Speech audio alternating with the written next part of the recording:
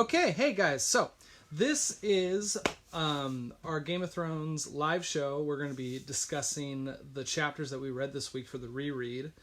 Those chapters are going to include Tyrion's first chapter, also Jon's second chapter, and Dany's second chapter. So what we're going to do is I'm going to be inviting a couple of guests on here to talk specifically about a certain chapter. And we're going to go through all the discussion questions that were posted on the Facebook group, and so we're going to go through those kind of one by one. We're going to share just any thoughts that we have that we want to share, and if you guys have any questions you want to throw at us, we'll gladly answer them to the best we can. We'll kind of fit them in as we go. But right now we are going to be discussing Tyrion's first chapter in A Game of Thrones, and we are going to be inviting Madison Goodyear on to discuss that chapter with us. Hi, Stacy. It's good seeing you. So I'm going to invite Madison on here, and we're going to get rolling. Let's see. I think if I hit add.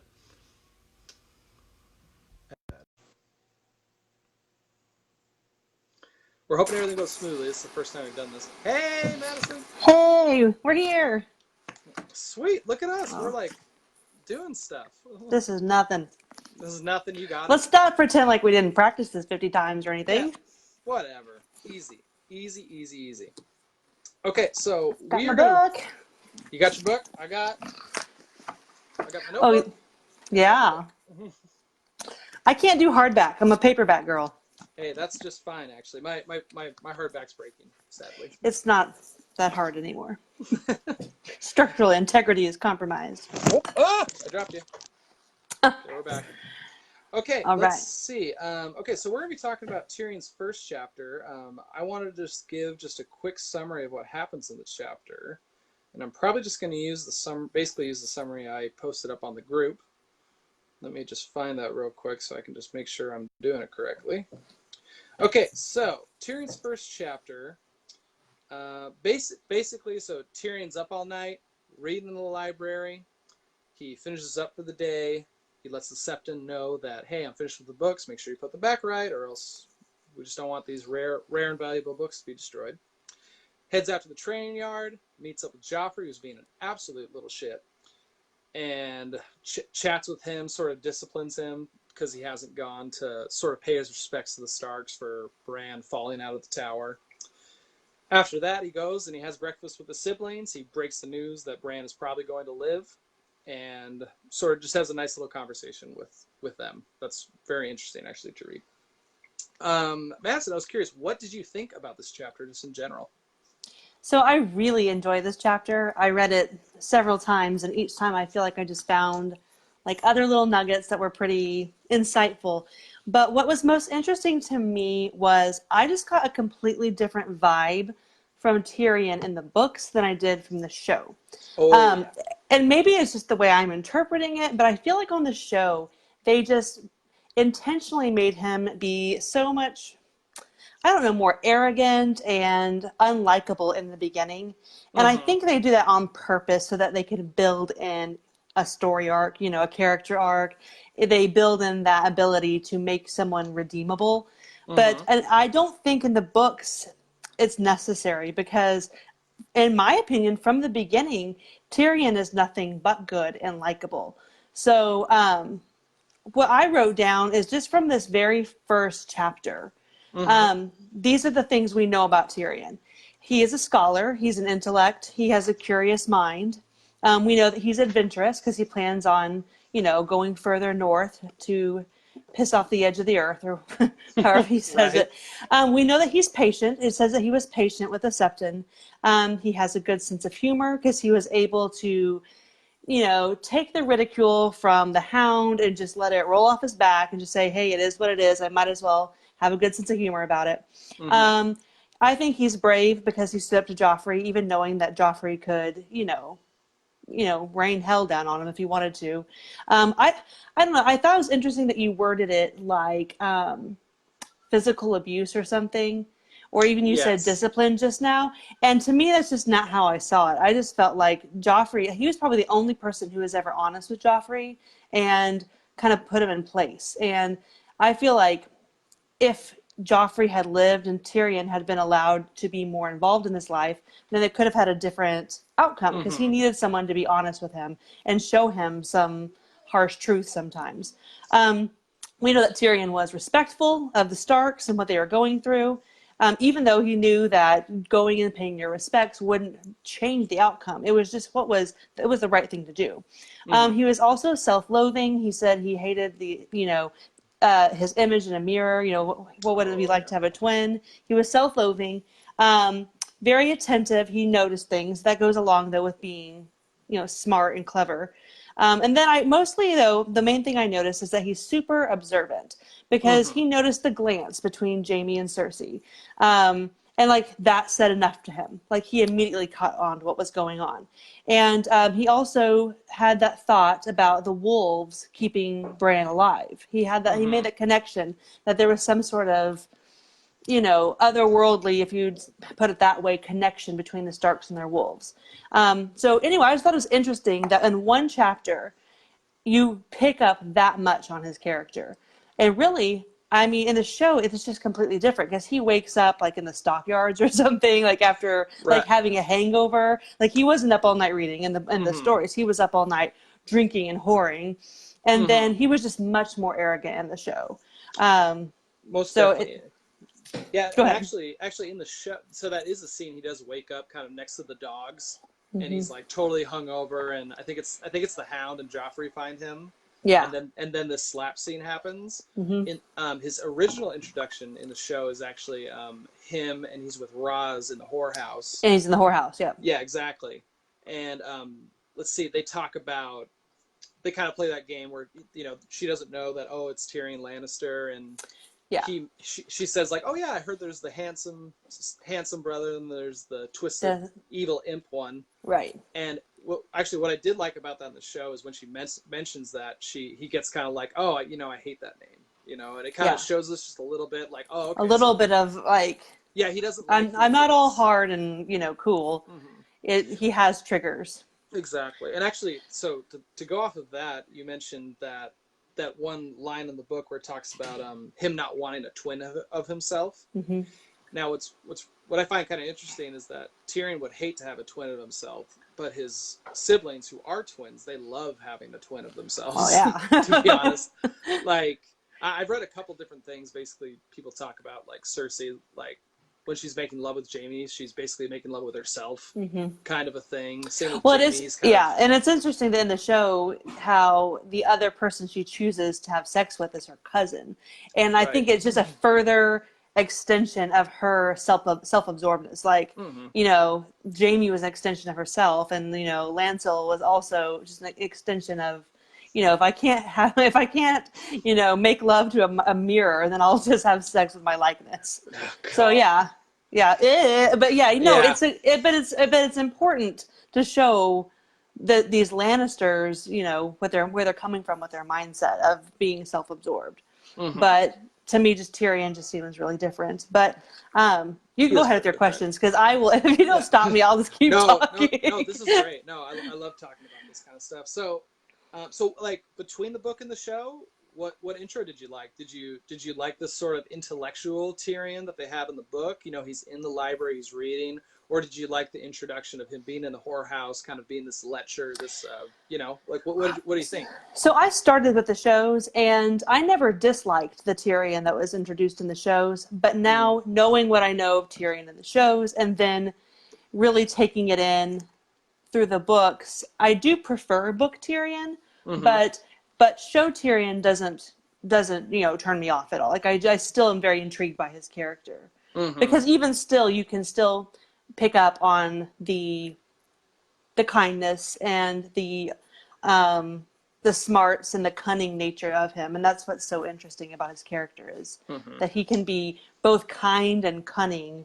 And at the same time, we don't have to be one without the other.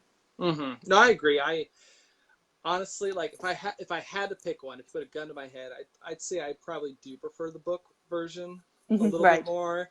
I do kind of you don't really get.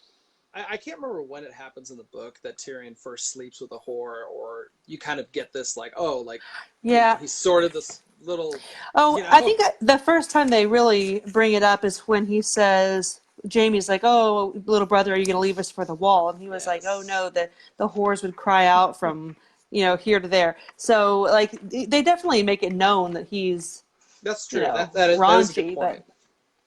I love that line, by the mhm. way. Yeah. That's one of my favorite Um, lines in the book. and I do like how this in the books, this is Tyrion's first chapter, but he's really introduced to us in Jon's first chapter.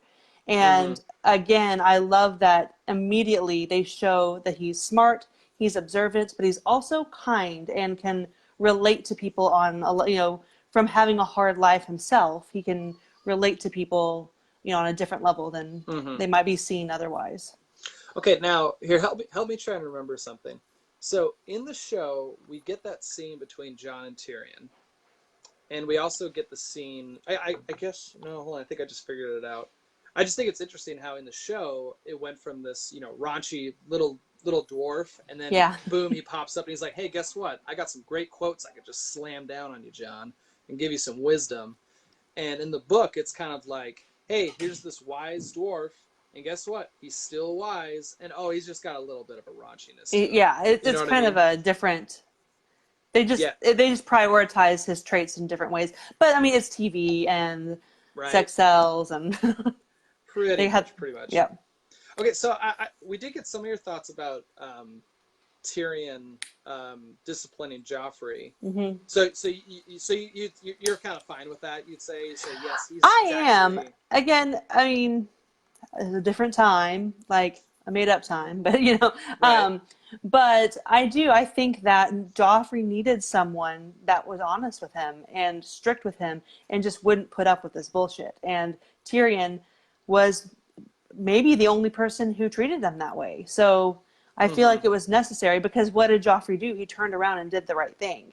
And if that had been more consistent in his life, maybe he would have Mm-hmm. continued to make good choices. Even if they're forced, you're still doing them. And Yeah. eventually they Right. might become more natural to you. So I don't know. I have Yeah. no problems with it. And I love that scene. Right. So, Actually, let's see. I'm trying to remember. It's either in the book that he hits Joffrey 3 times, and in the show, I think it's only twice. And it's like, bam! At least we got a little more in the book, yeah. right? So, yeah. Let's see. The other end of that argument is a lot of people. I've read a couple people talk about like.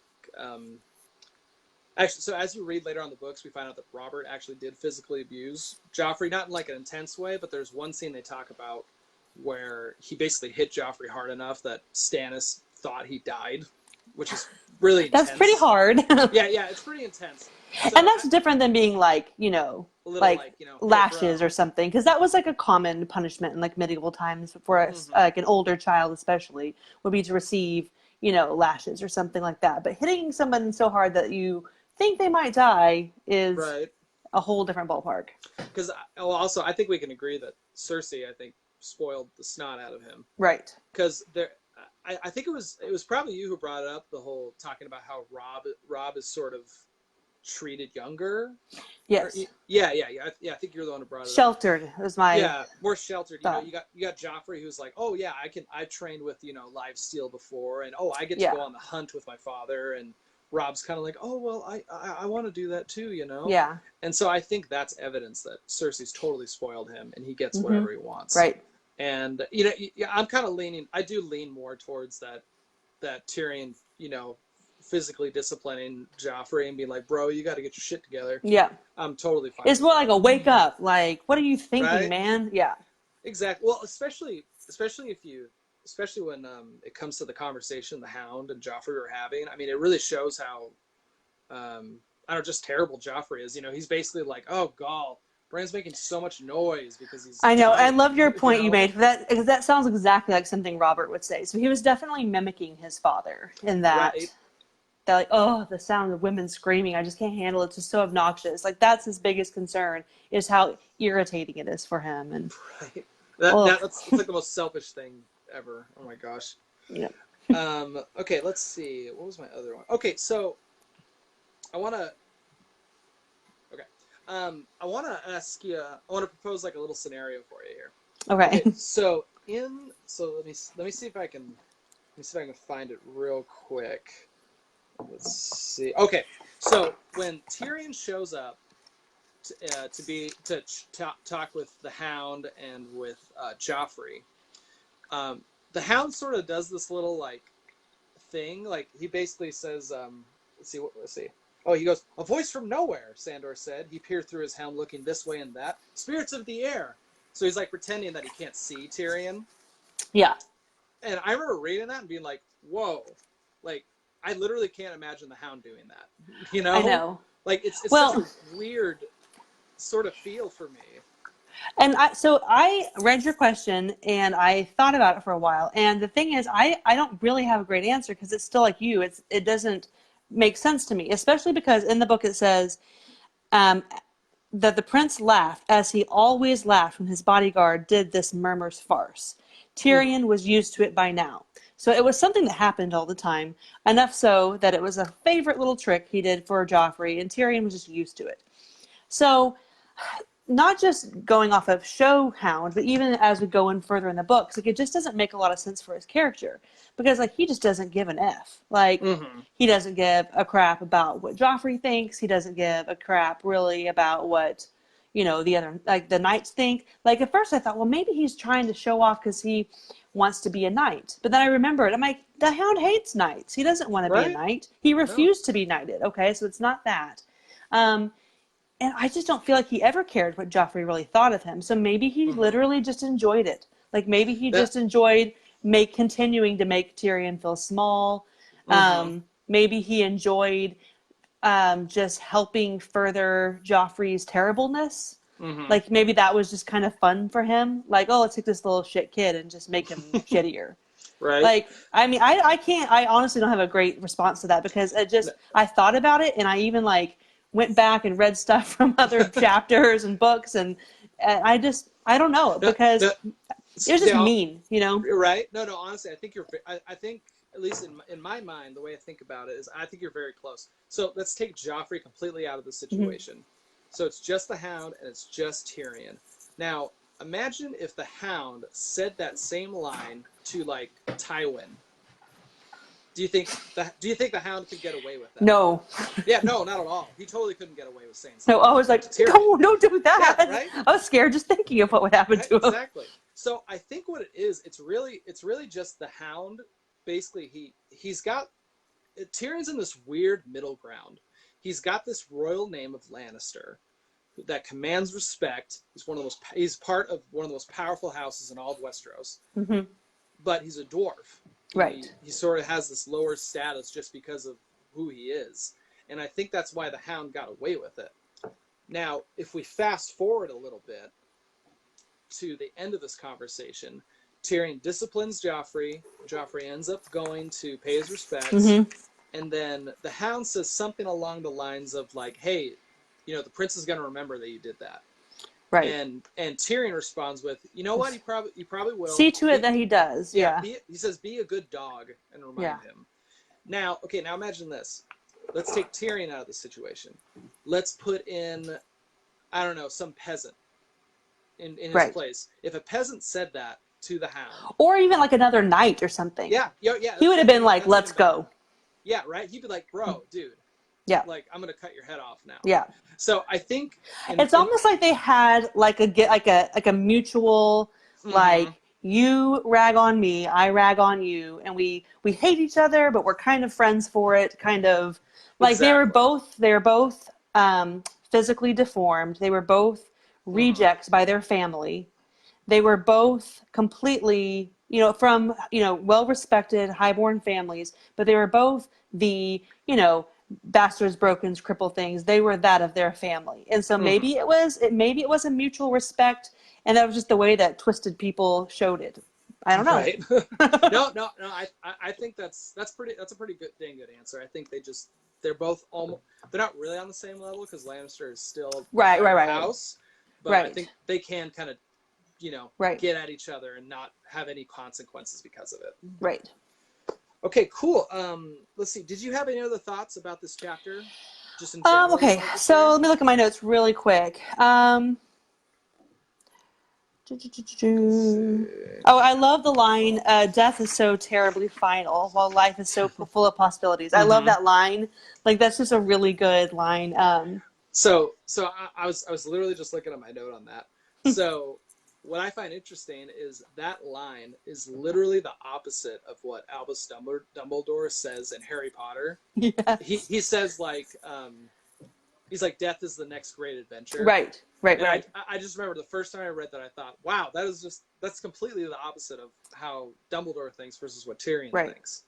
So I thought that was a great quote. I did like the kind of quip that Tyrion says to Joffrey. He says, let me see, let me pull it up real fast here.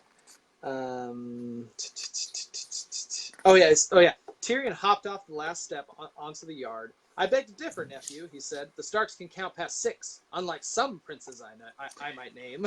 I just thought that was And it's funny that was enough to shut him up too. Oh yeah, Like, he was like, it was enough to where he was like, you know what? Fair. yeah, I am stupid. I just am that stupid. slight, like, okay, whatever, you know.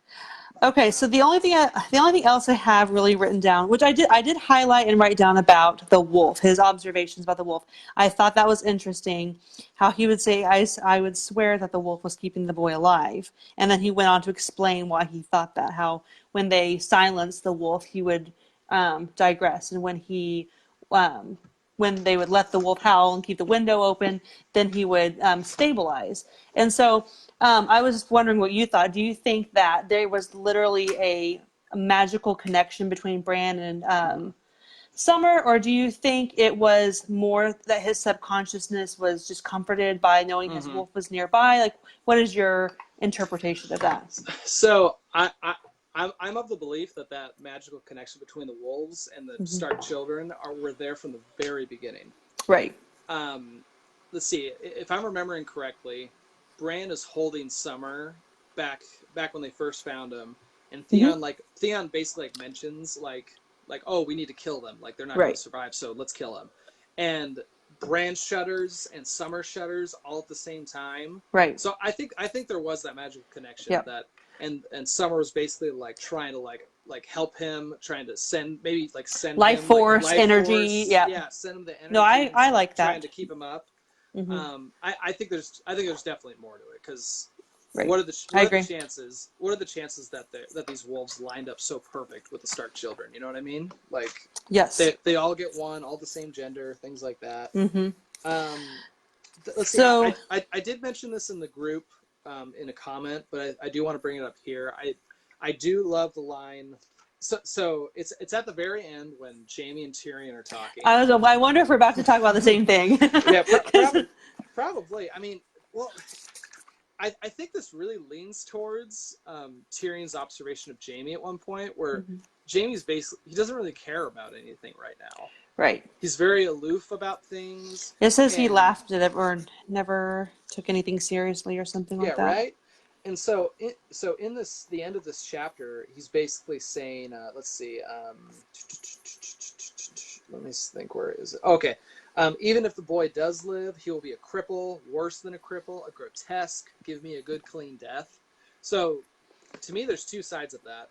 First off, you got the ironicness of it, that Jaime is going to be He'll lose his sword hand. Yeah, he's going to lose his hand, which is a giant part of Jaime's story. I mean, it completely changes who he is. Yes. And so you have that side, that kind of ironicness, and then you have the other half where Jaime's basically saying, like, man, being a cripple sucks, and it would ruin me. It just kill me if that happens to me. And he's talking to his brother Tyrion. It's basically a massive diss. Like, like it's like he's saying, have you ever considered just killing yourself? Like, it must be terrible to be you. Like, it's like a huge diss. Like, he's like, hello, I can hear you. God, it's crazy. So that's actually not what I was going to say. So good. Okay. Ooh. So bring it. I highlighted this where he says, I hope the boy does wake. I would be most interested to hear what he might have to say. His brother's smile curdled like soured milk. Tyrion, my sweet brother, he said darkly, there are times when you give me cause to wonder whose side you are on. At that moment, they both knew the truth. Tyrion knew about Jaime and Cersei, and Jaime knew that Tyrion knew. I totally believe you. Because why else would Jaime say that? Because you think he'd just be like, yeah, sure, I hope he wakes up too, whatever, you know. But instead, he goes, there are times when you give me cause to wonder whose side you're on. And I think that points to the fact that I think sometimes Jaime is overlooked as being smart as well. Mm-hmm. Because the Lannisters were clever. And he may not have been the most clever of the Lannisters, because think about who he's up against. He's up against Tywin and Tyrion and Cersei. And Mm-hmm. he was just known as being, beautiful and fancy, and a Kingsguard and a swordsman and all this stuff, Kingslayer, that overtook his other traits. And I think he probably buried it himself by that whole nonchalant, not caring thing. Mm-hmm. But that to me alone is enough. Like, he picked up on that pretty quickly, that Tyrion knew that they were Mm-hmm. somehow involved in Bran's accident. So I thought that was interesting to note. Yeah. And now it makes me want to be even more aware of paying attention to Jaime in the rest of the books and looking for clues for him being clever again. Yeah, right. Well, I think it tells a lot about Tyrion. I think they kind of have this mutual, like, hey, we know this big secret. We both know what's going on, but Tyrion doesn't say anything, and I think that does. And also, Jaime never says anything. He doesn't That's say true. anything. He doesn't go, "Hey, Cersei, by the way, you know our brother that you hate?" He Yeah. knows. That's true. That's good. I like that. I like that. Because really, Jaime's the only one who's ever loved Tyrion. Right. Who's ever really cared about him, and I think that's a good testament to it. Good job. I like that. Okay, cool. Anything else you can think of for this chapter? Or are we good? Not that I can think of for the chapter. Okay, sounds good. So Shelby won't be able to join us tonight, unfortunately. Okay. Would you like to go through Jon with me? The I Jon can, chapter? unless Brooke wants. I mean, again, I tend to dominate conversations. Oh, you're doing great. So if anyone else wants to hop on, then you just comment. I can jump off if Brooke wants to hop on. I know there's other people watching that might have something cool to say, but yeah, no, I'll keep going.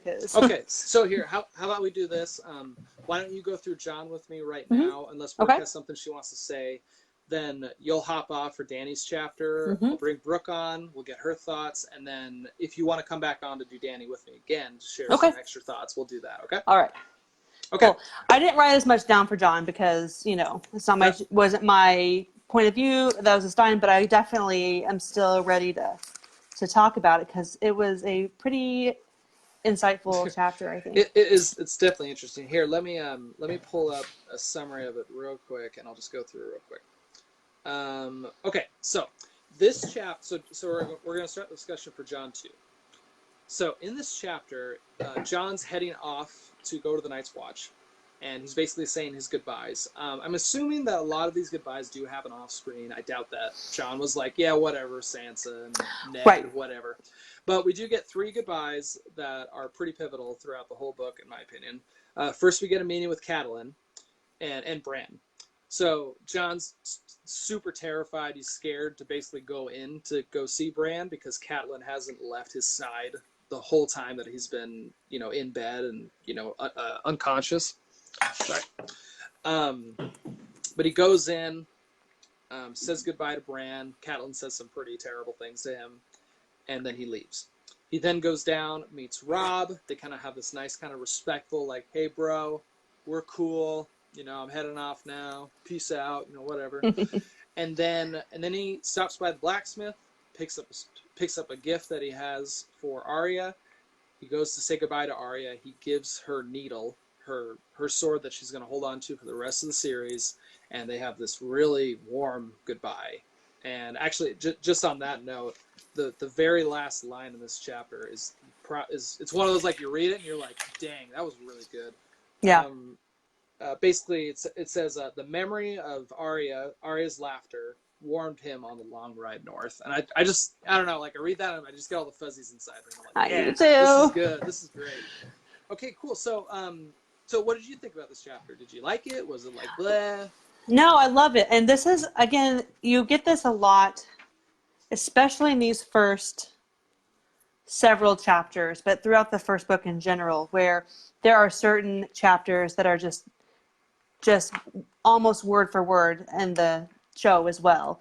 And this was one that I was just like, they just nailed this on the show. Mm-hmm. Everything from the tension in the room with him and Catelyn to his quick but meaningful goodbye with Rob. You know, it wasn't long, it wasn't drawn out. It wasn't like, oh, my brother. You know, Yeah. it was just like, well, I'll see you soon. No, And that's like honestly, pretty sad. I feel like it was the scene that they were like, okay, we want to cry because we're not going to see each other ever again. But we're men now. But we're not going to cry. Yeah, It's we don't not do that. Don't you worry about it, you know? Yeah. And then again, in his goodbye with Arya was also just wonderfully captured in the show. One thing that they did in the show that they didn't do in the books that I actually think was a massive upgrade was the scene with Cersei and Catelyn. Yes. Because that to me was so good. Because it was one of 2 or maybe 3 instances where you really saw Cersei vulnerable.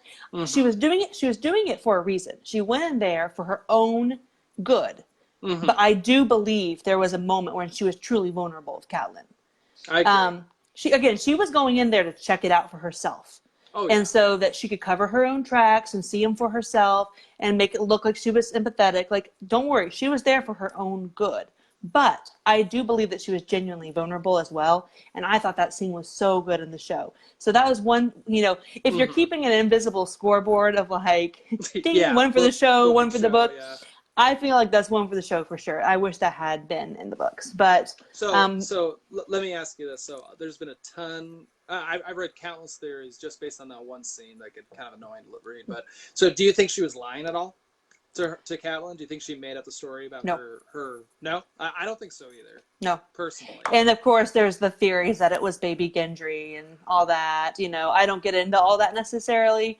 Good. But yeah, you're like, it's not true. Yeah, but you can get muddled up in that stuff. But I do believe it was true. And I think that the truth is verified when she has that other scene with Robert, where she's like, I love, like I truly loved you, and you broke my heart, blah blah blah. Like that scene is just like bow down. Yeah. That scene is so seriously. Good. That was one of those scenes that I watched and I was like, why wasn't that in the book? Because that was just, it's really powerful. When we get to that point, we can really look into it for sure. But yeah, no, it's fine. But I'm saying, I think that the truth of the scene we're talking about is verified by that scene in the future, because there's, like I said, there's a few instances where that she's being truly vulnerable and showing her softer side, and I did enjoy that. I wish it was in the book, but it is not. That's okay. So it is okay. So let me ask you the first discussion question. So Jon goes in to say goodbye to Bran, and I mean, we just get the cold shoulder from Catelyn. She's just like, why the hell are you here? What's going on? And there hits a point where she basically says, like, it should have been you. You should have died instead of Bran. So let me ask you this. So at this point, Catelyn, it says that Catelyn's been by Bran's side for a fortnight, which is 2 weeks. I figured that one out. She's sleeping there. Chamber pots are being brought to her. All her meals are brought there. So would you say that we can forgive Catelyn of those words because of her mental state? So first of all, if it were an isolated incident, then I do think it could be a lot easier to understand and forgive. But it sounds like Jon has been enduring this for a lifetime. Yes. But I do. So here's something I noted, that immediately after she said that. After she said, she goes, it should have been you, she told him. Then she turned back to Bran and began to weep. Her whole body shaking with sobs. Jon had never seen her cry before. So I like to think that part of that was a little bit of instant regret for the absolutely terrible thing she had just said. Like, she's like, not regret. So, like, she said it, she meant it, but she turned around to sob because she knew it was terrible. You know what I mean? Like, I don't think she regretted it, but so when I read it, that's kind of how I saw it. She said it and she meant it. Like, she looked him in the eyes and she said it, and she turned around, like, almost to punish herself. Like, you're a horrible person. I still mean it. I can't believe I hit this point in my life. Yes, I mean it, but interesting. It sucks. I've never heard someone say it like that. That's interesting. I'll have to think about that.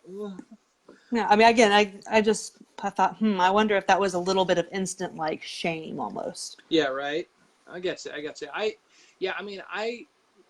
think I like that you talked about it not being an isolated incident, because if you read before Jon even walks into the room, he's like scared, basically, and I think that really shows us how Catelyn has treated Jon. Right. I mean, I don't think she physically abused him No. or something like that, but I think it was very she excluded him at any moment she could. Right, and we get that from Catelyn 1. We get that, not Catelyn 1, Catelyn 2, whatever it was last week that we read when Maester Luwin came to her chambers. Yes, because immediately she's like, well, what are you going to do with Jon? He can't stay here. Like, yeah, period. Like, she jumped straight to it. Like, well, he ain't staying here. You know, like, right. That ain't going down. Like, not my problem. Mm-hmm. And you could almost see Ned kind of pleading with her, like, oh God, you know, he can't go with me.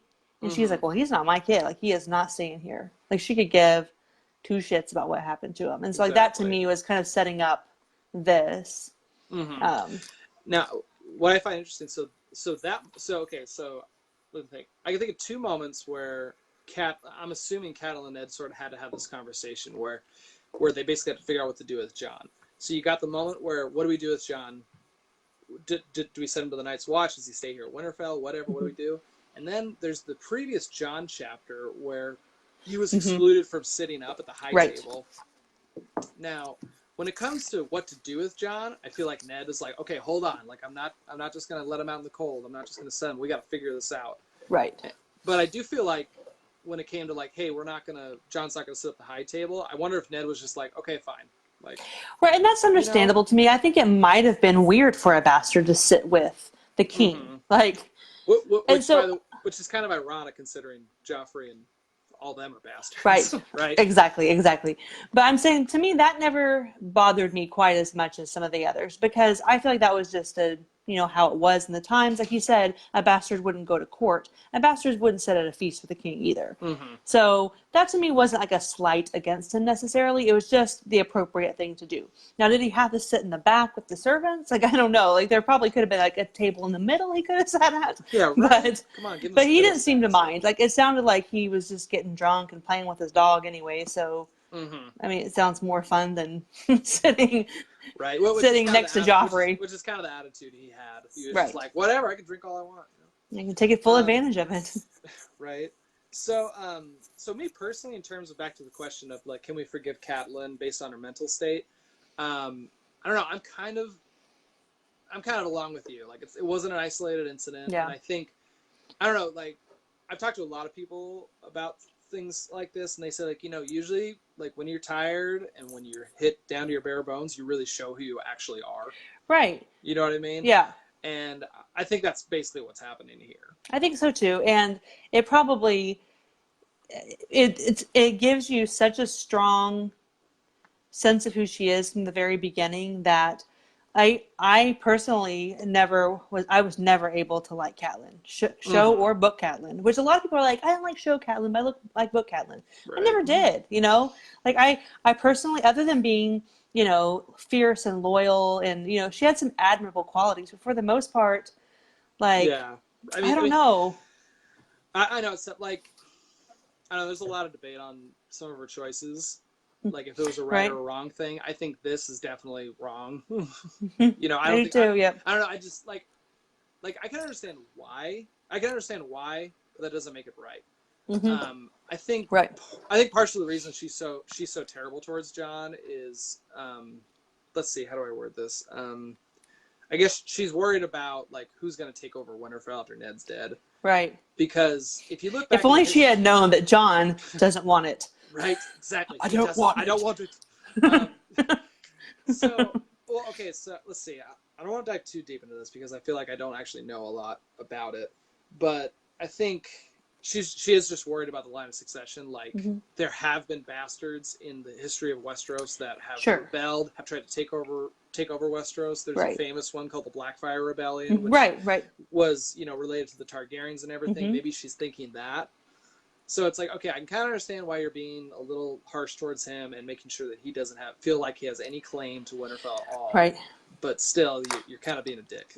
So, well, and it brings, I mean, again, not to get way too far off track, but it brings you back also to Ned's decision, because you said you can understand why she did it, but that doesn't make it right. Mm-hmm. I understand 100% why Ned never told her.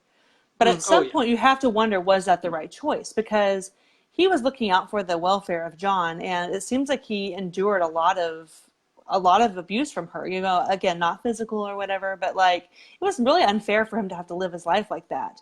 And and again, I think in the beginning he was right not to tell her because he barely knew her. But as Mm-hmm. she became, a true Stark and, was loyal to him and fell in love with him, I wonder if it would have been a better choice to tell her the truth. Mm-hmm. Um, but at the same time, Ned is not known for being smart. He's known for being Right. honorable. Right. Well, especially think back to what's the word? Especially if you think back to when, like, childhood wise, like Hmm. I think we get some observation into how Rob and John grew up together because they're about the same age, Right. and I'm if I'm remembering correctly, there is a scene or two where it talks about, like, yeah, I remember when Rob was able to play with the sword and be able to go spend time with Dad, and I wasn't able to Hmm. because my mom didn't let me or whatever. Right. Why don't we let's move on to the next one. Let's see. I don't really have any thoughts about this. I can't remember if you brought it up or someone else brought it up, but there's a point when Catelyn kind of opens up to Jon almost. Yeah. You know what I mean? Yes. She talks about like, oh, like, I wanted him to stay and this is my punishment. Yeah, You I know? think the reason she decided to tell him that was because she knew that her words would be safe with him. She knew that John would never turn around and go tell somebody else what she said. He wouldn't Mm-hmm. dare. Like It's true. that would be he would never even think of doing that. If she opened her mouth and said something to him ever in his life, he probably was just like, "Okay, if you say so."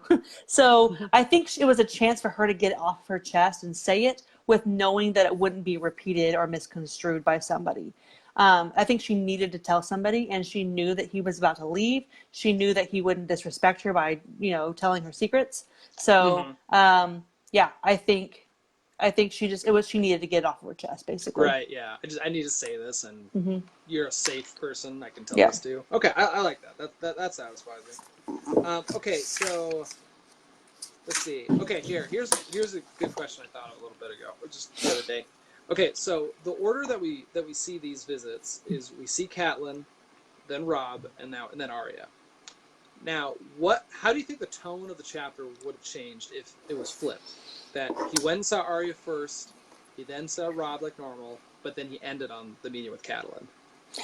I think that he would have enjoyed his goodbyes to the siblings a little more if he hadn't have been so beaten down by what he just heard from Catelyn. Mm-hmm. And also, not even if Catelyn wasn't in the room, I think seeing your little brother like that is going to kind of change your mood for the rest of the day or Yeah, week or right. year or Right. whatever. I And totally so I agree with think that. he would have enjoyed his goodbyes a little more if he had stopped off to see Arya and then Rob and, said some goodbyes to people who are really going to miss him and Mm-hmm. then went to the room of the silent brother who might die and the stepmom who hates you. Maybe, but then again, I don't know. Maybe he would rather leave on the note of Arya's hug. So, like you said, it Right. could warm him the Mm-hmm. whole way to the wall or whatever. So I think it would Here, have changed it, but I don't know which would have been better, really. I get you. Here, I'm going to share my thoughts, and I think we're going to get Shelby on here to Okay, share her great. thoughts, and then Okay, we'll move on like normal. kick me Um, off. so so the way I see it is, so as we read through the books, this chapter is actually referenced a decent amount, Hmm. especially that there's a quote in the book where it talks about Rob standing in the middle of the yard with snow melting in his hair, looking like a leader, Hmm. and lots of times the Stark kids will think back to that very moment. And I think what it does is, I don't like, throughout the books, I feel like the Stark children are all trying to get back to Winterfell. They want to Yeah. go home, but they can't reach it. And oh god, I just lost what I was thinking. Oh my gosh. Snow in his hair, looked like a Yeah, snow leader. in his hair. They're looking back to yeah. So I feel like what this chapter does on its own, like the way it's supposed to be laid out, is he says goodbye to Arya, he leaves, and it leaves this like, man, like Winterfell is a great place. I want to go back there. It leaves a good taste in his mouth, kind of Right. thing, And I feel like if it was flipped and we ended on Catelyn, He would have I been don't know. like, Yeah, right. Yeah. I feel like it would be like, screw you. I'm yeah. done with you. I'm off to the Night's Watch, and I don't care about Winterfell anymore. No, And that's a really good observation. Yeah, and I don't know if that's how Jon personally, like, him as a person would think that way, but we as a reader, we read that and we think, wow, okay, Winterfell Oh really yeah. means Well, something and to it's these kind of people. just like in the show, like you're just like, and like, so like as you've read the books and as you've watched the show a few times, every time I go back and watch those first 2 episodes, I'm just like, my gosh, they're all in Winterfell. Right? Everyone's in Winterfell. So I think that's the exact thing it leaves him with is, oh my gosh, remember Winterfell? I think you're right. So great. Yeah, It's like well, watching the especially first 2 because episodes. well, it also just blows my mind. There's so many scenes where it's like, wow, this is the only scene where Jon and Catelyn talk. Wow, this is the only scene where, like, what blows my mind, in the books and I believe in the show, there's no scene between Sansa and Jon. Like, you never see them talk. I know. I remember when the actual reunion happened on the show, Right? being like, so happy, and they were crying and hugging, and then you're like, have I ever seen them talk before? No, that's what blows my mind. Is it's like, wow, I have all these emotions, And I'm again, so I happy think they're together. But it's I've what never you seen said them though. actually Even talk. for them on the show, I think it was less about Sansa and Jon. It was about Winterfell coming back together. Yeah, right. It was the memories and the nostalgia. Yeah, right. It was just Something family. familiar. You know what I mean? Yeah. Okay, cool. Here, I'm gonna kick you off, and we're gonna get Shelby on here All so right. she can share her thoughts before she has to take off. All right. I can't wait to watch. Yeah, then we're gonna bring Brooke on, and then do you want to come back on at the end to give some thoughts about I'll Dany? type if I'll say bring me back if I have something to say, but otherwise I'll just enjoy watching the ladies. Awesome. Sounds Bye. good. Thanks for joining us, Naz. That was fun. Okay. All right, Shelby, let's get you on here.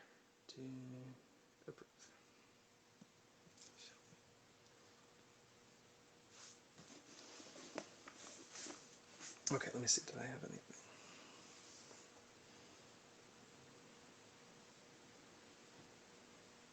Oh, yeah, I forgot about some of that.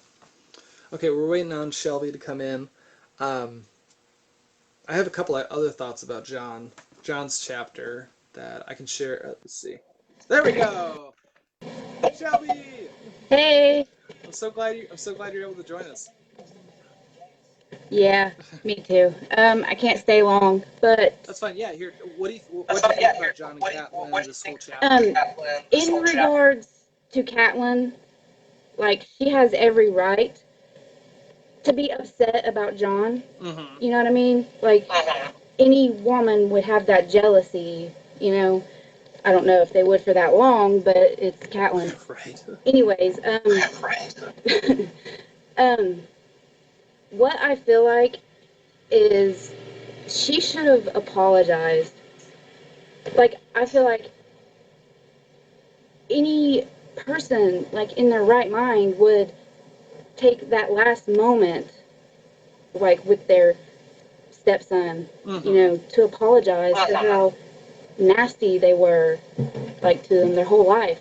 But instead, she's just like, it should have been you, and I don't know, it's just awful. She should have apologized, is what... It is pretty terrible. I mean, You know what I mean? Yeah. Yeah.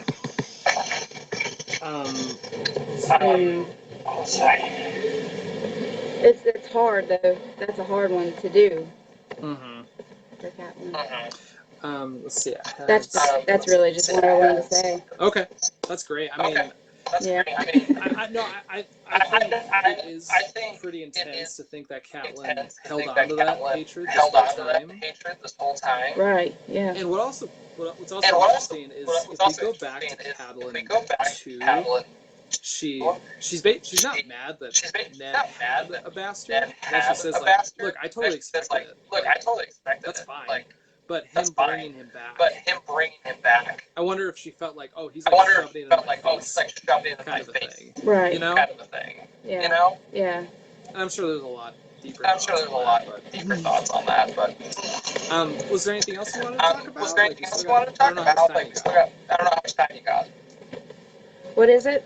Is there anything else you want to? Do you want to talk about Dany? Do you want to talk about the Tyrion chapter? Or?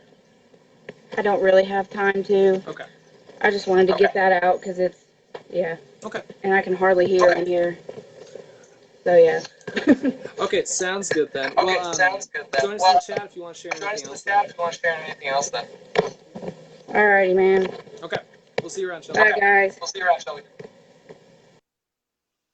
Okay, cool. Let's see. Let's bring Brooke on now, and we'll talk about the Dany chapter, and then we'll kind of do some wrap ups. Maybe if anybody else has any thoughts they'd like to share, they can come on and talk or whatever. But let's get Brooke on here now. Let's see. We are adding. Let's see. I think how did I do this before? Okay, here we go. Brooke. Where are you, Brooke? Oh, here. I can put you in. Brooke. There we go. Invite. Okay. I sent the invite to you, Brooke. If it doesn't work, maybe see if there's a button you can push. For some reason, it didn't pop up like it normally does before. But here, while we wait to see if that happens, one thing I did want to share about the Jon chapter that I just looked at on my notes and saw, there's actually quite a bit of foreshadowing in terms of Bran becoming the three-eyed raven, which is kind of mind-blowing to me, that it's this early in the books that Grimm is putting these little foreshadows in. It talks about the really big one. It actually mentions that he basically looks like a bird, like he's lost so much weight in his skin that his bones are starting to show off, and Jon actually, in his mind, it says something like he looked like he has the bones of birds, and that's just kind of a little hint towards that. But it looks like we got Brooke coming on. It's gonna be good. It's exciting. Sorry, didn't mean to cut in on you. Oh, you're fine. You're fine. How's it going, Brooke? Good, you? I'm doing good. We are going to talk about the Dany chapter. Yes. How excited are you? I'm very excited. Good. I love it. So, okay, I'm going to do just a quick little summary of the chapter, and then we will get into the questions. Okay, so today I'm going to read this one. I unfortunately only got to read this chapter once this week. I had a very busy week, so I'm just going to read it straight. It says, "Today is the day of Dany's wedding, and she couldn't be more terrified. While Viserys complains of the Dothraki culture, Dany is in fear a bit as she watches men fighting and killing each other over women and all this. It's just this huge Dothraki culture bomb, basically. Oh yeah, it's great. Yeah. She's trying to get used to it. While she tries to be brave, there's this dream that keeps coming back to her, and it basically puts the fear back into her, and she just can't really shake it. Then we have gifts that are presented to her. We get a gown made out of the skin of 1,000 mice, which I think every woman needs. Personally. Oh yeah. Oh definitely. Yeah. Nothing to make your skin crawl or anything. That grossed me out. So she gets all these gifts. She gives some of them to Khal Drogo, and then she gets the gifts of the 3 dragon eggs, which is a huge moment. And I just want to state right here that I don't think anyone read that and thought, I wonder if those. They thought, I wonder if those dragons are going to hatch. Right? Yeah. Right. I know. It was like, even though he wrote it subtly, like he did explain the colors of the eggs and everything. Like you could just tell, like that is going to be an important part of this. You know what I mean? Yeah. Especially with the narrative talking like, oh, they're made of stone. Right. Yeah. Happen. Yeah. So the dragon eggs are gifted. Then Khal Drogo brings his gift, which is a magnificent silver horse. She rides it, and she gets a lot of confidence, and she's like, wow, like, that was really awesome. Like, I jumped over a freaking fire pit, Yeah. And then her and Khal Drogo go off, consummate their marriage, and that's a whole scene that we're going to get into. Yes. So what did you think about the chapter? Did you like it? Were you like, man, this is way too much? Or like, what would you think? So I loved the chapter. Of course, I'm a big Dany fan. Forget the last season, but I'm a big Dany fan. And I thought it felt longer than the other chapters. It felt a lot more descriptive. But even though we've already had a Dany chapter, like this was the real beginning of her story, I felt. We learned who her character is. We learned, kind of her background. But this was really the start of Daenerys Targaryen. Yeah, this was the push. That's like, all right, let's get this rolling. This is what she's going to do. Yep. And I also feel like even though it was subtle, there was still great leaps for her character in this chapter. It was one of the first few times that she had actually made a couple of decisions on her own without being fearful of Viserys or anyone else. So I really enjoyed seeing her character come out of her shell like that. Yeah, especially when she gets on her horse. I feel like that was just the most freeing thing for her. Yes. And I remember the first time I read it, I was like, that was probably the cheesiest thing I've ever seen. Like, Right, I know. I read it at first and I was just like, wow, she got on a horse. It's a good thing she's marrying a horse lord, you know what I mean? But when you really get into it, I wrote down the quote. It says, "The silver horse leapt the flames as if she had wings." And I feel like that was just her character going bam. You know what I mean? Right? Yeah. But so I really enjoyed that. That's cool. No, that definitely, that could be maybe even a tiny foreshadow, like, hey, she's gonna ride a dragon. Right, exactly. Yeah, over a fire with some wings. Yeah. Or who knows? Maybe there's a flying horse out there. Who knows? Okay, here. I was wondering if you want to go through the dream with me and see if we can kind of pick it apart a little bit. Okay, so I'm gonna read it and just kind of stash your thoughts. So, yet that night she dreamt of one. Let's see. Wait, hold on. Let's see. 1 second. Okay, so the quote before, she says, "There are no more dragons," Dany thought, staring at her brother, though she did not dare say it aloud. Yet that night she dreamt of one. Viserys was hurting her. She was naked, clumsy with fear. She ran from him, but her body seemed thick and ungainly. He struck her again. She stumbled and fell. "You woke the dragon," he screamed, and he kicked her. "You woke the dragon. You woke the dragon." Her thighs were slick with blood. She closed her eyes and whimpered. As if in answer, there was a hideous ripping sound and crackling of some great fire. When she looked again, Viserys was gone. Great columns of flames rose all around, and in the midst of them was the dragon. It turned its great head slowly. When its molten eyes found hers, she woke, shaking and covered with a fine sheen of sweat. She had never been so afraid. So, just give me your quick, what do you think what does that mean? So to me, there was so much symbolism between that dream and the events that led up to the actual birth of the dragons. First, you had, even though it was Viserys in there, you had the blood between her legs could go two different ways. It's one, when you think of blood between a woman's legs, you kind of can go to the birth aspect. Right. You know what I mean? So totally. We lead to the birth of the dragons through this symbolism, but also the pain and the sacrifice that she had to go through. If it follows the show, we go through and she loses her child, and she loses the one she loves. So the pain and the sacrifice that she had to go through to bring these dragons into the world, I think, is symbolized there. Also, let's see what else I wrote down here. Gotta pull my glasses out. Get your glasses out. Yeah, right. Yeah. Right. I think also the fear aspect. Once we go forward and she loses Drogo and she ruses the baby and she gains these dragons. Not only is she, she's alone. She's afraid and she's alone and she's been thrust into this position of, I have to lead the Khalasar. I have these 3 baby dragons now. So I can definitely see where the fear aspect would come into that symbolism as well.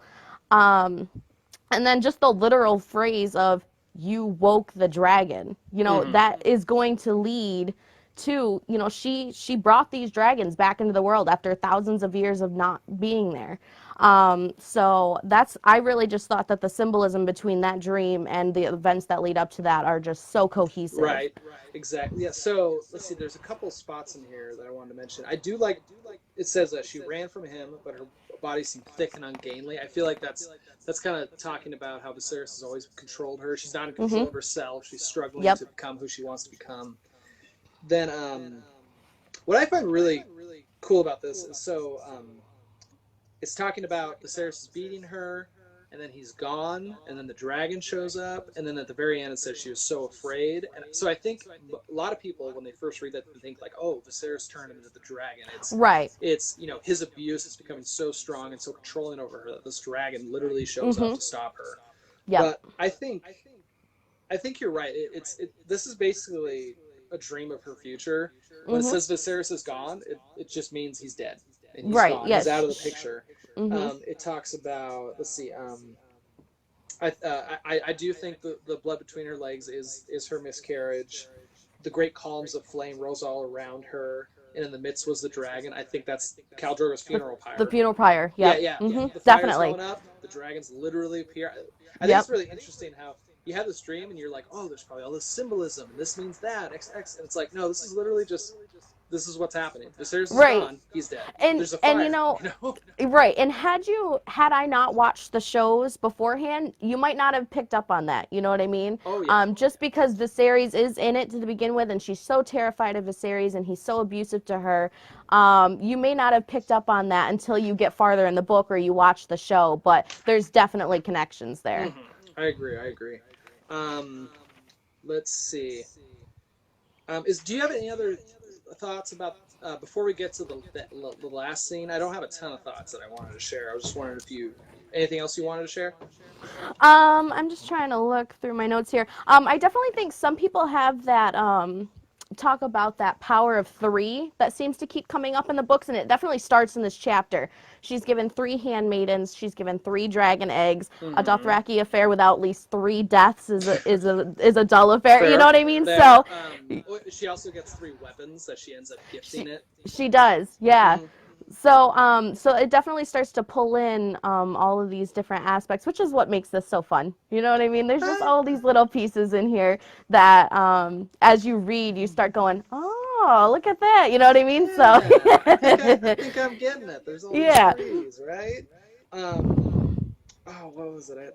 So on that comment. Oh, hi Lisa, by the way. So that comment about the a Dothraki wedding is dull unless there's 3 deaths. I literally, if George R. R. Martin could put himself in the book, he would put himself in and literally say that line. Because, as we know, bad things happen at weddings in this book series. Oh, yes. Terrible things happen. And I think that's literally, Grimm is looking at us and saying, if a wedding happens, bad stuff's happen. I warned you. Yeah, you're right. I do like that. Yeah, it's kind of just like, well, you know, if there's not a death at a wedding, it's not a wedding. You know what I mean? Mm-hmm. Okay, here, Madison asked a question. Do you think, that dream she had, do you think that's a magical thing? Do you think she has a power to do that? Or...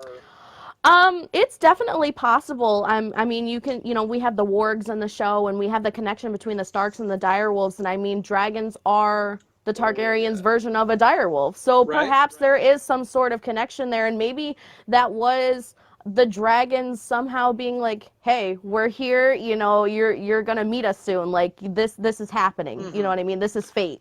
Now, okay, don't quote me on this. I'm pretty sure what happens, there's a part in the book where Dany's watching these the red priestess, and she's watching somebody, and they're performing this fire magic. Mm-hmm. And she asks about it, and basically they're like, we don't know what happened, but at some point in the past year or whatever, our magic has basically become more powerful. And a lot of people connect that to, like, well, it was when the dragons came. Like, the dragons brought this more magical power in the world. And I think that could be part of it. So. Oh, definitely. Most definitely, yeah. Good catch, Madison. Yeah, go you, girl. Let's see. Let's think. I do like so you have that quote from Illyrio about the deaths, and then that's true, Madison. She mentioned the House of the Undying too, having that vision in the House of the Undying. That's true. And I mean, it is notable. I mean, Dany has a lot of dreams in this series, like a ton, and we're gonna dive into every single one of them. But yeah, like I said, like Illyrio has a quote about deaths at the wedding, and then it says that like over a dozen men died at her wedding, which I think is kind of crazy. It's just like, dang, it's just pocket change to Khal Drogo, though. Yeah, I mean, come on. Okay, here. So I want to get your thoughts on this, including you, Addison, and anyone else who's listening, because I don't know if I'm right about this at all. So in the previous chapter, Illyrio is talking to Viserys, and basically he tells them, like, basically Dothraki culture, what they do is they go around all these cities, and basically they say, hey, we're going to rape and pillage and destroy your city unless you give us something. Mm-hmm. So I was always trying to figure out, like, okay, why in the world is Khal Drogo even interested in Dany? Like, it just doesn't, like, what makes sense there? So my thought was, okay, maybe these Dothraki showed up, and they're like, hey, we're going to kill Pentos, we're going to take up Tyrosh, we're going to kill all these places. Mm-hmm. And Illyrio took advantage of that and said, hey, I'll give you Dany to protect It'll not only is it protecting our city, but it's going to go along with his plans to invade Westeros later on. We'll get into that later on. Mm-hmm. So I don't know. I think that might be a reasoning that basically Illyrio is pushing on this gift to say, hey, I'm gonna kill two birds with one stone. I'm gonna get a Dothraki army to go invade Westeros, and I'm gonna make sure that Pentos and all these places don't get destroyed. Because if they get destroyed, then I lose all my trade partners, and I might die. Right. I definitely think that's part of it. Because to Khal Drogo, you've never had a Khal who has married a silver-haired Targaryen, so she's kind of like this rare treasure that nobody's gotten their hands on before. So I think Khal Drogo recognized that difference and perhaps that power. You know what I mean? Like and that. I'm sure Illyrio talked them up. They're descendants of the dragons. Yeah. What's more powerful than a dragon? So this is the real thing. And if I recall my history correctly, so the Valyrians were like basically they conquered Essos, like they were in control of everything. And once they died, I think that's basically when the Dothraki sort of came in and became a people and started ruling the Dothraki Sea. And maybe Khal Drogo sort of has this, hey, I'm marrying a person who is related to the people who conquered us, and now we conquer you. So so that might be a thing. I'd have to double check my history lessons on that, but that's just another thought I had. Right. Okay, is there anything else you want to do before we talk about that awkward, cringy end scene? Awkward, cringy end scene? I like the end scene. Oh, really? Okay. Yes. My wife's giving me a stare. Oh, I know that stare. I'll be done soon. We're almost done, I promise. Yeah. Yeah, we're getting there. Okay. Here, let's start. Ooh, she gave me the one eye. Right. Okay. So here, let's just scooch forward a little bit then. Okay. So we get to this end scene, and I think we all sort of had this thought of like, okay, Khal Drogo's like this big burly dude, and he's probably gonna rape her, and it's not gonna go good. And then we get this sort of flip, and it ends up being this really tender one-on-one moment. Yeah. Okay, yeah. Now that's very different from what the show showed us. The show was, he just rapes her basically. Yeah. So what are your thoughts? Do you think the book did it right? The show did it right? What do you think? So I liked the book version. Definitely. So Amelia and Jason, they have great chemistry. They really sell it on the show. But I feel like the book showed a more plausible path to them falling in love as passionately as they did. As much as they had chemistry on the show, the show still kind of felt like Stockholm syndrome. You know what I mean? Like, yeah. So I feel like the book, Khal Drogo really being tender and kind of making it Dany's choice, just laid the pathwork for them to actually come together and be this forced couple, and love each other so passionately. What else did I write down here? Get those glasses out. Right, I know it. Yeah, so I just, and I also think that it was a nice transition for, she thought the way Viserys talked about him, he's a dragon lord, come past, and he's powerful, and he's never lost a fight, and all this other stuff. And for her, she was afraid. She basically figured she was walking straight into another Viserys. And the fact that Khal Drogo turned out to be, concerned about her feelings, wiping away her tears and not rushing her, and, basically asking her whether she wanted to go forward with it or not. I think that was a great transition for her to make. So I really enjoyed the book version. I thought it was much better than the show version, and it made more sense to me, really. Okay. So, well, also especially when, so you kind of the order of the whole chapter is she's totally terrified. She gets on the horse and she's like, sweet, things are great. And she's riding towards the river or whatever with him, and she's terrified again. Like, oh, hey, it's all good.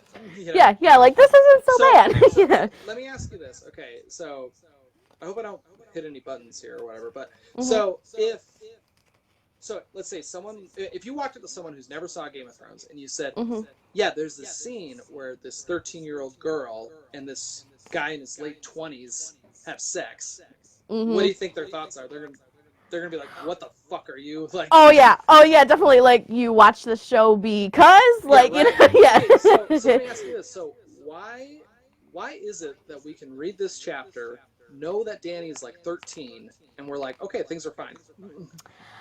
Like what? Like True. you know? I think one, just knowing the time period, like if she's flowered and become a woman, like this is kind of just what's expected. I mean, some younger ladies were married off to men way older than he was. So, and they had to go through the whole, what is that, the Lord's right or the King's right, where they can just be taken from their. But it's Jason Momoa. Madison says that's right. That's the key. We can close this down now. We're good. I do love watching some Jason Momoa, but yeah. So I definitely think that one, you just got to put yourself in the time period, like that was kind of the norm there, and two, because of that tenderness, it made it a little less creepy. You know what I mean? Okay, So I get it. yeah. I get it. So And it's not. I mean, we also watch twins have sex, so That's true. I Yeah. also think I don't know. I never thought of Dany as 13 because I mean just think about any 13-year-old and Right. I doubt they're of the maturity level that Dany is, Right. especially in Dany's first chapter. So Illyrio's like talking to Viserys, and he's like manipulating him, and it's like, oh yeah, like tons of people want you to be king and everything, and Dany like totally sees right through it and is like, whatever, bullcrap. Right. Like Yeah. that's not happening. Yeah. She is very mature and very observant for her age. You're right. It doesn't feel like she's 13. Exactly. Like that's just is kind of like an afterthought almost. Right, and I don't know. As far as I remember, I've read things where George R. R. Martin's basically like, I should have aged them up a little bit, especially when it comes to like Arya's like 6 or something like that. I know, they're teeny tiny. They're babies. They're all babies. So I don't know. I think I just naturally age them up a little bit more, just so I feel comfortable. And I think I think if he could rewrite it, he probably would age them up. Right. So, Well, playing on that point too, like Sansa and Dany aren't that too far apart in age, and their mental states are very, very different. Like Sansa's like the fangirl, I just want to marry the prince and be queen and all that stuff. You know what I mean? I want to have his babies. Yes, but at the same time, that plays to their home life. Sansa had a good home life. She's never had to worry about things. She's never had to be fearful in her entire life. Where Dany's had to fight for food, fight for shelter, fight her brother for so that he doesn't beat her and everything. So there's definitely that aspect too. I mean, when you go through traumatic stuff like that, you definitely grow up a lot quicker. So most definitely. So okay, so here's my part about this scene. It's probably gonna go against the grain. But so personally, I think this chapter in the book was a total mistake by George R. R. Martin, and I don't think it should happen this way. I also want to say I don't condone rape in any way. I don't want this to happen today, but I think the show actually did it better. And here's my big reasoning for it: is if we actually scooch to the next chapter in Dany. This is the line read. I'm going to quote you straight from the book about it. It says, so basically they're traveling, she's getting used to riding and all this stuff. And it's just really hard on her because she's not used to that kind of travel. And it says this, it says, even the nights brought no relief. Khal Drogo ignored her when they rode, even as he had ignored her during their wedding, and spent his evening drinking with his warriors and blood riders and so on and so forth. Let's see, hold on. Okay. Yet every night, sometime before dawn, Drogo would come to her tent and wake her in the dark to ride her as relentlessly as he rode a stallion. He always took her from behind, Dothraki fashion, for which Dany was grateful. That way her lord husband could not see the tears that wet her face, and she could use her pillow to muffle her cries of pain. When he was done, he would close his eyes and begin to snore softly, and Dany would lie beside him, her body bruised and sore, hurting too much for sleep. And this is the big part for me personally. It says, day followed day, and night followed night, until Dany knew she could not endure a moment longer. She would kill herself rather than go on. Yet she decided one night. So to me, what a difference, right? Yeah. It's huge. So to me, it's like, okay, she's scared. She's confident when she rides the horse. She's scared going to consummate her marriage, and then everything's fine. And it's like, oh, okay. Like Dany and Drogo, they're fine. Like nothing crazy. Right. This isn't a whole big deal. Yeah. Yeah. And then the very next chapter, it's like she's raping her every night to the point of suicide. Right. You're right. Yeah. So actually, if I had gone ahead and know that, you're right. The show does make more sense. Yeah, that's the thing. So if we read the chapter and it ended up with her raping her, we would be like, of course we would be like, wow, like that's terrible. Like Right. she's in for this whole world of just terrible things that are going to happen to her. Harshness, yeah. And then when it gets to the next chapter, it's consistent. It's like, okay, Mm-hmm. like it's still happening. So me personally, I don't think that. I think that chapter should be totally rewritten and totally gotten rid of. Yeah, I sort of agree with you. As much as I like it, I do agree with you after hearing that. But I feel like it shows more of the struggles that Dany had to go through. You know, all of a sudden she's like, oh, you know, this isn't going to be so bad. And, well, she's, you know, now she's right back to where she started. So I guess it kind of... No, that's understandable. It is like I guess a character build for her. You know, it's almost like, you know, you can't trust anybody. Just when you think you can, all of a sudden, oh wait, sorry Dany, you can't. Yeah, right. God, it's honestly just it's terrible. Right. Okay, so that is all the discussion questions I had for this chapter. Do you have any extra thoughts in terms of previous chapters, this chapter? No, I think we pretty much covered everything. I'm sad you don't want to talk about why Jon knows that Septa Mordane's legs are hairy. Okay, I just want to state everybody that what happens is this: Jon, what is it? Arya? No. Yeah, Jon says, Jon says, here, I'm going to find it. Yeah, find it. This is a deep question that I think everybody really needs to understand. It's very important. Pivotal question. It's pivotal. I think if you can answer this question, you will enjoy Game of Thrones. Okay, give me, I'm not going to spend too long looking for it, but I am curious. Okay, here we go. I just found it. Okay, so Jon gives the sword to Arya, and it says, the scabbard was soft gray leather, supple as sin. Jon drew out the blade slowly so she could see the deep blue sheen of the steel. This is no toy, he told her. Be careful you don't cut yourself. The edges are sharp enough to shave with. Girls don't shave, Arya said. Maybe they should. Have you ever seen the Septa's legs? So let me ask you this. He knows that she's got hairy legs. He does. Scandalous. Exactly. So when I read that, I just pictured, especially with like the warm goodbye from Arya and, you know, the family setting of Winterfell, I just picture like all of the children ganging together in some terrible joke against the Septa, and she ends up like flat on her back on the floor, skirts overhead, you know what I mean? And they're like, ha ha ha, you know, but... Gosh, just so you know, it blows my mind that you actually have an answer for that, because that was a total I just put it up there because I was like, that's fine. That'll be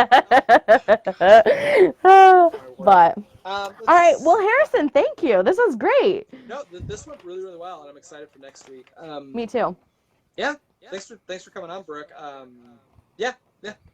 Sweet. All right. We'll see you, Brooke. All right, bye, Harrison. Bye. Okay, Madison, do you want to come back on? Do you have anything you want to share about, Dany's chapter? I think that's the only chapter that you weren't really able to talk about, because we wanted to share that time for Brooke so she could share her thoughts. Just let me know in the comments if you want to come back on. That's totally fine. If you want to pop back on, I could probably pull off another 5 or 10 minutes. Or, let's see, I have... Actually, I probably need to go soon. My kids are screaming a little bit right now. Unfortunately, I think I'm gonna have to go right now. But hey, guys, so I shared a lot of my thoughts, and Madison and Brooke and Shelby, we all shared our thoughts in the video. I'm gonna put my thoughts up on the group as well. I'm gonna write them down, put them in the post as well. So if anybody doesn't want to watch the show, now that I think about it, if you're listening to this, you heard my thoughts. But either way, I'm just going to put up my thoughts on the post as well. Guys, thanks so much for joining. That was a ton of fun, and I can't wait to do it next week, guys. Okay? We'll see you. And we'll keep you guys updated on when it's going to happen. The times might change. I just had a really busy day. It might be earlier in the day or whatever. All right, see you guys. Thanks for joining us.